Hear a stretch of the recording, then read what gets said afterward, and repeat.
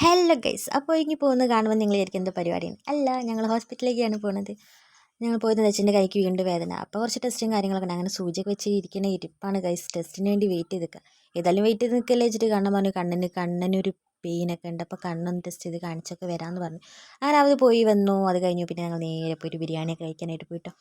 അങ്ങനെ ഒരു ബിരിയാണി എല്ലാം കഴിച്ചു. പിന്നെ ഒന്ന് രണ്ട് സ്ഥലങ്ങളിൽ പോകാണ്ടായിരുന്നു. അങ്ങനെ അവിടെയൊക്കെ പോയി ആ കാര്യങ്ങളൊക്കെ കഴിഞ്ഞ് ഇങ്ങനെ നിൽക്കുമ്പോൾ ഏതെല്ലാം അവൻ്റെ കൂടെ പോയതല്ലേ, അപ്പം പറഞ്ഞും ജ്യൂസൊക്കെ മേടിച്ചിട്ട് അങ്ങനെ ജ്യൂസൊക്കെ കഴിച്ച് ഞങ്ങൾ പിന്നെ നേരെ വീട്ടിലേക്ക് പോന്നു കേട്ടോ ഗൈസ്. അങ്ങനെ വീട്ടിലേക്ക് എത്തിയതിന് ശേഷമുള്ള കുറച്ച് ഷോയാണിത്. ഇത് ഞങ്ങളുടെ റംബൂട്ടാൻ മരത്തിൽ ഇപ്രാവശ്യം കായ്ച്ച റംബൂട്ടാനാണ് എന്ന് പറയണമെന്നുണ്ട്, പക്ഷെ അല്ല, ഞങ്ങൾ കടയിൽ നിന്ന് മേടിച്ചാണ്. പിന്നെ ഏതായാലും ഇതിങ്ങനെ ഇങ്ങനെ കൊമ്പോടൊക്കെ കിട്ടിയതല്ലേ, അപ്പോൾ അത് പിടിച്ച് കുറച്ച് ഷോയൊക്കെ ആവാമെന്ന് വിചാരിച്ചു. അങ്ങനെ എൻ്റെ ഷോകളൊക്കെ കഴിഞ്ഞതിന് ശേഷം പിന്നെ നേരെ പോയി കുറച്ച് ഫ്രൂട്ട്സൊക്കെ അകത്താക്കി. അതൊക്കെ കഴിഞ്ഞു. പിന്നെ നേരെ പോയി റെസ്റ്റ് ആയിരുന്നു ഗൈസ്.